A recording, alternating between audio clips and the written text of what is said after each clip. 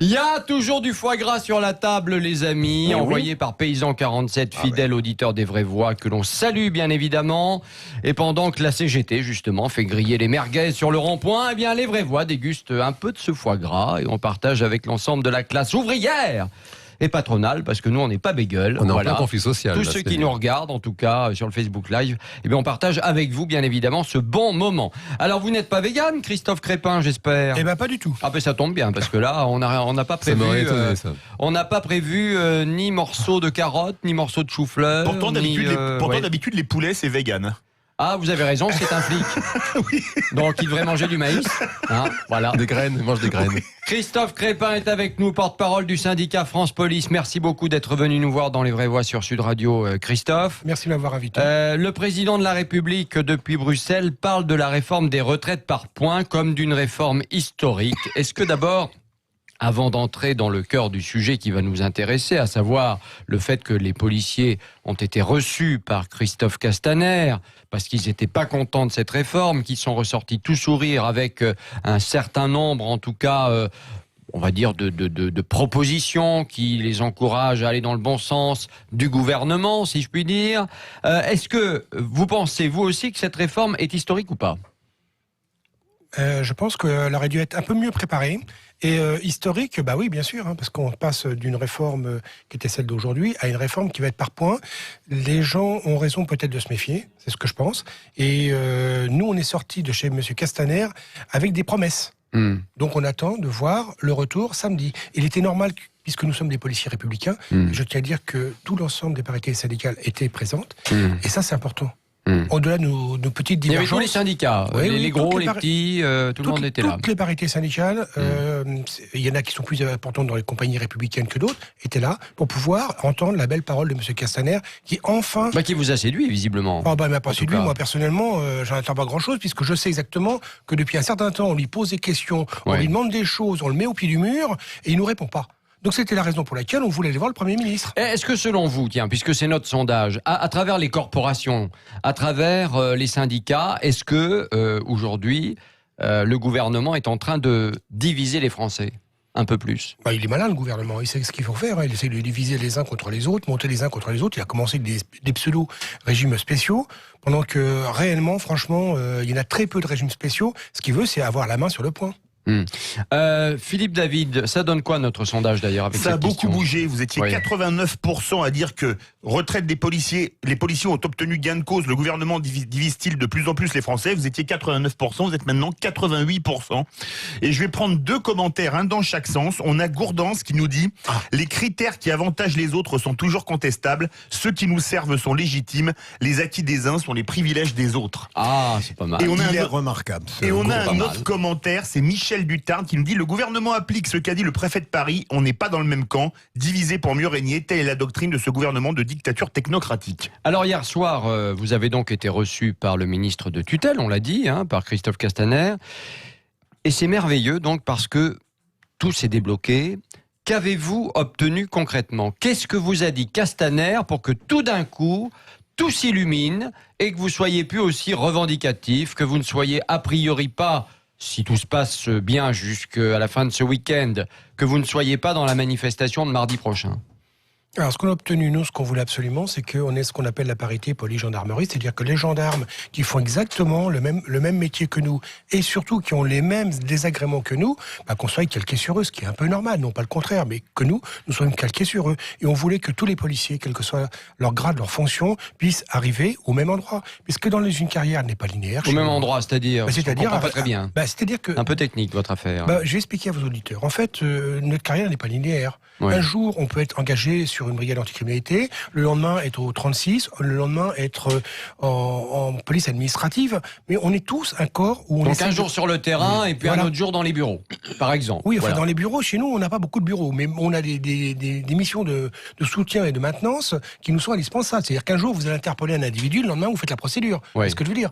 Donc c'est normal que dans la police nationale... Non, parce que là, il faut rappeler quand même que le gouvernement le gouvernement voulait en quelque sorte que les policiers qui soient sur le terrain soient considérés donc comme des policiers qui font un métier beaucoup plus dangereux que ceux qui sont dans les bureaux. C'était ça l'idée, et que donc en fonction de ça, ils aient plus ou moins de points pour leur retraite. En tout cas, Si je résume, c'est ça. Oui, ce qu'il voulait, c'est essayer de nous. Enfin, c'était pas très correct ce qu'il voulait faire. Les collègues. Donc il y aurait eu une retraite à points, à plusieurs vitesses dans la police. C'est pas normal.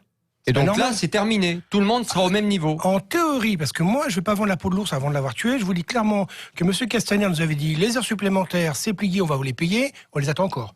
Il nous avait dit tellement de choses qu'au jour d'aujourd'hui, on est dans l'attente. Et c'est suspendu, parce que c'est normal, on est des policiers républicains. On a des missions à effectuer, c'est normal, on est auprès des citoyens quand même. On n'est pas auprès que du gouvernement. Donc là, il n'y a plus de grève du zèle, entre guillemets, dans les commissariats, etc. Quoi. Pour l'instant, c'est revenu à la normale. Mais il suffirait de peu de choses pour que ça reprenne. Parce que les promesses n'engagent que ceux qui les donnent. Et au jour d'aujourd'hui, moi, qui suis un vieux policier, j'en ai vu tellement passer. Donc il vous a convaincu, Castaner, mais pas tout à fait quand même. Ah bah oui, il m'a jamais convaincu. Moi, Castaner, je sais très bien que ça vaut par là. Enfin, il a convaincu quand même d'autres syndicats. Oui, enfin, visiblement. Les collègues sont sortis. Si vous n'êtes pas convaincu à 100%. Moi, je suis pas convaincu à 100%, et même mes collègues sont pas convaincus à 100%. On a obtenu des avancées parce qu'il y avait le porte-parole il y avait un conseiller technique de monsieur le Premier ministre qui connaissait bien la police, qui a pris des engagements. Mais en dehors de tout ça, il y a quand même des grands chantiers à continuer. Vous voyez ce que je veux dire? C'est-à-dire qu'aujourd'hui, les retraites, c'est un point important puisqu'on y est, mais il y a aussi des grands chantiers dans la police nationale à continuer. Bon, vous demandez donc, par exemple, que les heures sup, ce soit à nouveau sur la table, mais que c'est vous normal. en discutiez encore, en plus de la retraite. Quoi. Et puis attendez, il y a aussi la reconnaissance de mes collègues qui sont la nuit aussi. Tout ça, c'est très intéressant, mais quand même, Macron, il pouvait pas se couper des policiers, honnêtement.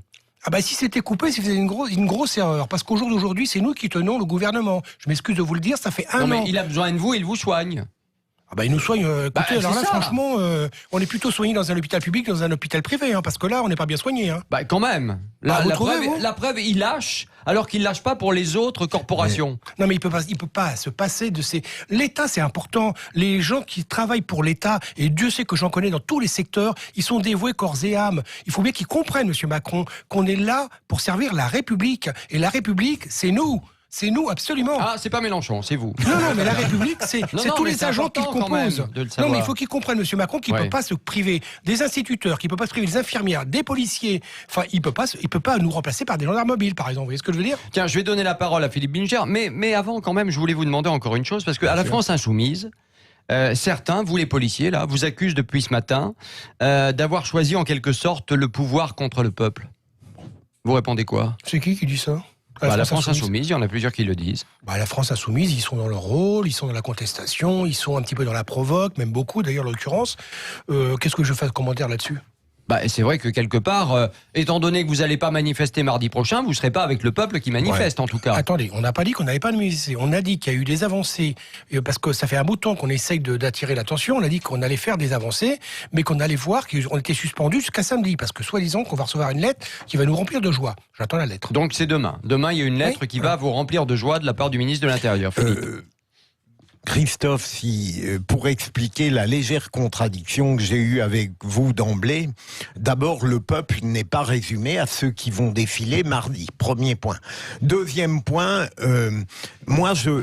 ce qui me frappait, c'était le terme que vous avez voulu donner à diviser dans la question qui a été posée aux auditeurs. Il est évident que tactiquement, le président ou le Premier ministre va tenter appartement par appartement. Il n'a pas reçu les cheminots, pour être clair. Mais d'accord, mais de régler les problèmes, et ça, c'est une sorte d'évidence sur le plan politique et technique. Mais j'avais cru comprendre que dans votre divisé, il y avait l'idée qu'il voulait dresser les Français les uns contre les autres. Mais ça, c'est déjà fait, ça. Et là, c'est l'inverse. Ça, c'est déjà complètement l'inverse. Les Français n'ont pas besoin de gouvernement pour se dresser les uns contre les autres. Pardon. Et donc, c'est en ce sens-là que je vous avais contredit d'emblée, mais peut-être... Non, mais vous dites que c'est l'inverse parce qu'on est sur un système qui va être mis en place où tout le monde va être à la même enseigne. Non, c'est pour ça que vous dites ça. Mais parce que très naturellement, après la fronde et le peu d'écho du discours du Premier ministre, il est normal que le pouvoir, je ne sais pas s'il convaincra, tente pièce par pièce de les rapporter,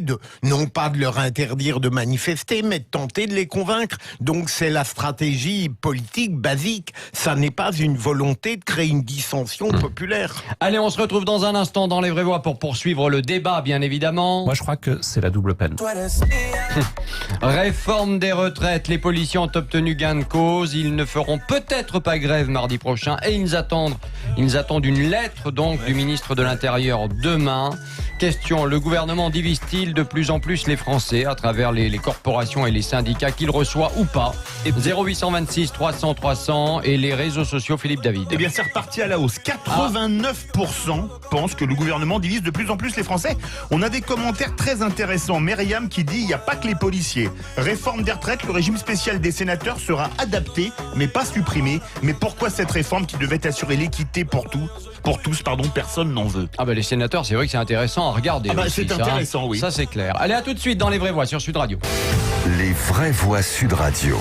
Christophe Bordet. Et même si j'ai mal aux fesses, Ça c'est pour vous, Philippe. j'ai les jambes un peu lourdes, j'ai des pansements, des compresses, du guronzon dans ma gourde. Et même si l'allégresse disparaît au deuxième jour, je perdrai un peu de grâce, mais je perdrai pas mon humour. Attention, c'est parti. J'irai au bout de la grève. Allez, à vous. Tout au bout de la grève, J'irai au bout de la grève. où la raison s'achève. Au bout de la grève. Eh oui, Sandrine Saroche, qui est évidemment une grande humoriste et qui a fait cette reprise de Jean-Jacques Goldman sur Paris Première cette semaine, qui était absolument magnifique. L'excellence. Avec un Saroche. très beau bonnet jaune d'ailleurs. Hein. Ouais. C'est bien Ouais. connu quand la musique est bonne. Quand la musique est bonne.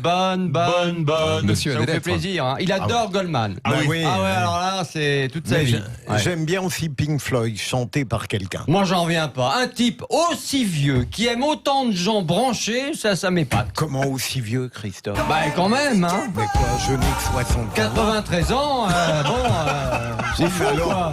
Non, Hein vous confondez avec Jean Daniel. Ah, d'accord. Tant je confonds pas avec Philippe David, c'est le principal. Bon, chers amis, la réforme des retraites. Les policiers ont obtenu gain de cause, oui, ça y est, et ils ne feront peut-être pas grève mardi prochain. Alors cette question, le gouvernement divise-t-il de plus en plus les Français à travers les corporations qu'il reçoit, les syndicats, etc.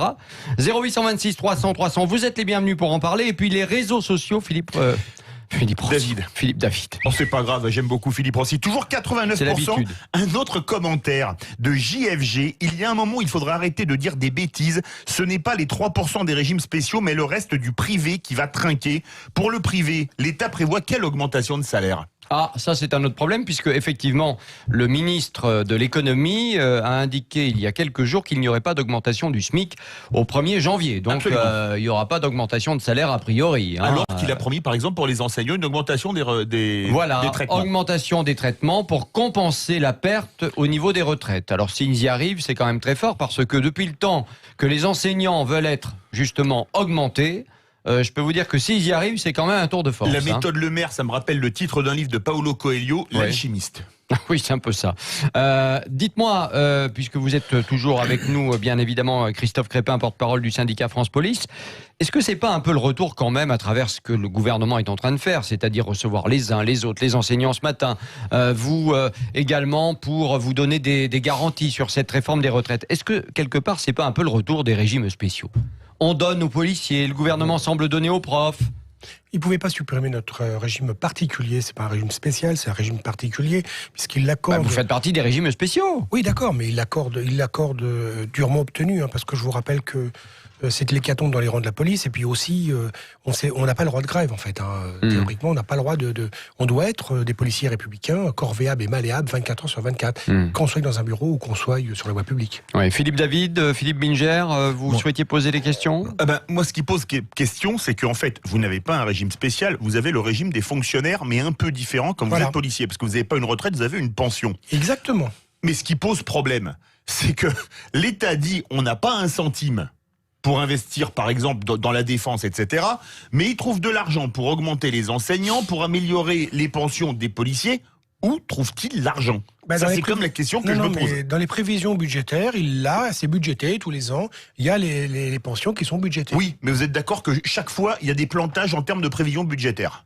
Oui, c'est vrai. Sinon, ça ferait pas plus de 40 ans qu'on est en déficit, 45 Non, mais ans qu'on est en que les déficit pensions permanent. soient budgétées, c'est une chose, mais que l'on trouve l'argent pour tout d'un coup mettre de l'argent au pot, les augmenter comme on va le faire là au niveau des traitements pour les enseignants, c'est quand même extraordinaire. Enfin, en tout cas, bon, c'est pas encore fait, mais on sent bien qu'on est sur cette voie-là. Et moi, je n'arrive pas à comprendre non plus pourquoi on n'arrête pas de nous dire que la France n'a pas d'argent, on n'y arrive pas, etc. Et tout d'un coup, hop, comme par miracle, on trouve les moyens La France a de l'argent, heureusement. de faire taire un certain nombre de corporations qui sont mécontantes. Voilà. La France, elle a de l'argent, simplement, elle n'a pas de l'argent de façon infinie. Et là où je illimitée. suis pas d'accord, ça prouve quoi quand même? Ça prouve que ceux qui montrent leurs muscles, alors eux, on leur donne tout ce qu'ils veulent, et puis les autres à côté, en ce moment, ils sont en train de crever. Les artisans, les commerçants, les hôteliers, L'hôpital. etc. Les agriculteurs. Et l'hôpital, bien évidemment. Bon, mais ça, c'est encore une autre histoire. Et les agriculteurs aussi. Donc c'est ça qui est un peu gênant. Il y a 2 poids et 2 mesures dans cette affaire. Oui, mais je voulais juste reprendre une chose, c'est Christophe Crépin qui parle, c'est que les syndicalistes aujourd'hui qui montrent leurs muscles, ils le montrent pour tout le monde, pas que pour eux. Parce que forcément, il y a Mais ça maintenant, donne ils pas sont ce reculés. sentiment, Christophe Crépin. Je suis désolé de vous le dire, mais ça donne pas ce sentiment. La preuve, vous avez montré vos muscles, vous avez été entendu, on vous a reçu, on vous a donné quelques assurances, et vous repartez content, et il n'y a plus de problème. Donc, il faut que tout le monde fasse la même chose pour arriver à obtenir un petit peu quelque chose. C'est ça qui est extraordinaire dans ce pays. Voilà. Là où vous avez eu raison tout à l'heure, Christophe, c'est de dire qu'évidemment le pouvoir ne peut pas considérer de la même manière les revendications des policiers et celles des autres. Ah oui. Évidemment, ça c'était pertinent. Non, mais si d'accord. c'était Et puis basique. rappelons quand même si les difficultés ne sont jamais comparables, que la police traverse quand même des moments extrêmement difficiles. Et on connaît la problématique des suicides, la problématique du matériel. comme dans beaucoup d'autres qui est professions. absolument- Certes, toutefois, chacun, bien sûr, défend ses intérêts, et puis chacun est au courant des problématiques de son métier. On ne peut pas demander à un policier de défendre l'hôpital, il ne connaît pas, et inversement. Simplement, il y a une Ah bah si, situation s'il va aux qui est urgences, il dramatique connaîtra, Ah bah exactement. au niveau de Ah, la c'est police. sûr, ouais. Et si on appelle la police, il connaîtra aussi le Ah, problème. si, de la les urgences, Exactement, voilà, on a des services publics Mais- qui se délitent, on Enfin, le sait bien. La Et France, c'est- la France nation une et entière. C'est du Pardon, pipeau. mais là c'est du pipeau. On hein. est bien d'accord. Bon. Mais il y a quand même un point. Pour qu'une réforme soit comprise, il faut qu'elle soit juste. Comment est-ce qu'on peut justifier que pour certains, l'année de référence, ça va être 1975?